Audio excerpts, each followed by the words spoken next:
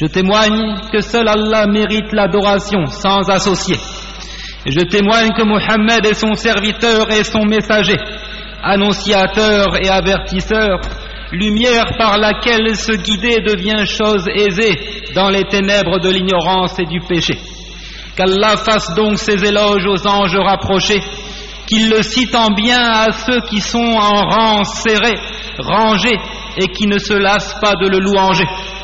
Suite à quoi, frères dans la foi, craignez Allah comme il se doit, le Très-Haut, et faites les préparatifs pour le jour dernier, jour contre lequel on vous a mis en garde. Affrontez-le en faisant le plein de bonnes œuvres.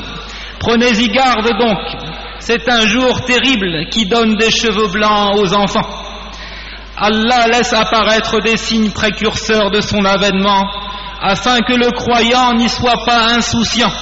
Le jour dernier, le jour du dressement des comptes, quiconque fait le bien du poids d'un atome le verra, et quiconque fait le mal, ne serait-ce que du poids d'un atome le verra.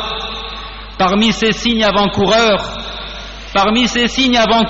de l'heure dernière, il y a la sortie de Gog et Magog. Qui sont-ils? Ils sont des descendants d'Adam, des hommes comme vous et moi, et il n'y a pas de preuve appuyant ces idées populaires d'apparence étrange hors du commun.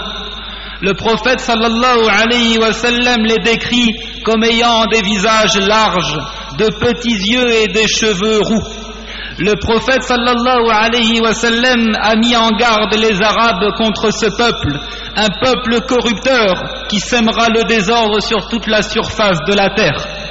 Et cela car les Arabes sont eux les gardiens de la religion, de l'ordre et de la justice. Ils porteront l'étendard de l'islam pour toujours. Ils sont ceux à qui le sceau des prophètes a été envoyé. Zaynab, mère des croyants, qu'Allah soit satisfait d'elle, dit: le prophète se réveilla un jour, le visage rougi.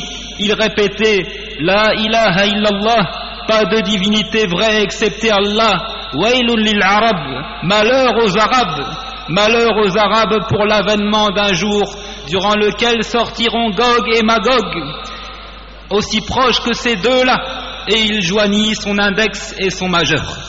Zaynab dit alors: ô messager d'Allah, est-il possible que nous soyons vaincus, que nous soyons détruits, alors qu'il y a parmi nous les vertueux? Il dit: oui, si la débauche est répandue. Ainsi, ils sortiront après avoir été prisonniers depuis le temps de Zulqarnayn, comme Allah le dit dans son livre. Il dit: ô Zulqarnayn, Gog et Magog commettre du désordre sur la terre. Est-ce que nous pourrons t'accorder un tribut pour construire une barrière entre eux et nous? Il dit: ce que mon Seigneur m'a conféré vaut mieux que vos dons. Aidez-moi donc avec votre force et je construirai un remblai entre vous et eux, jusqu'à dire: ainsi, ils ne purent guère l'escalader ni les brécher non plus.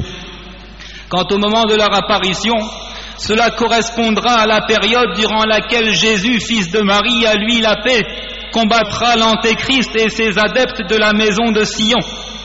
Puis Allah lui révélera: j'ai fait surgir des hommes, personne n'a la force nécessaire pour les combattre, c'est-à-dire Gog et Magog. Allah les envoie et ils déferlent depuis chaque hauteur avec une vitesse impressionnante, ce qui prouve qu'ils seront très nombreux, très forts également et très sauvages. Les premiers d'entre eux commencent à boire dans un lac, et lorsque les derniers arrivent, ils disent: il y avait là de l'eau, il y avait de l'eau à cet endroit. Jusqu'à ce que soient relâchés Gog et Magog et qu'ils se précipiteront de chaque hauteur.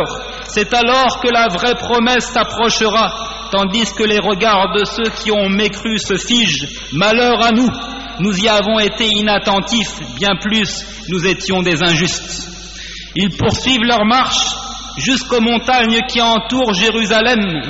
Ils s'écrient: nous avons tué tous ceux qui peuplaient la terre. Allons, tuons ceux qui peuplent les cieux. Et ils se mettent à tirer des flèches en l'air, et Allah les renvoie tachés de sang pour les tromper et les éprouver, s'imaginant ainsi avoir tué qui peuple les cieux.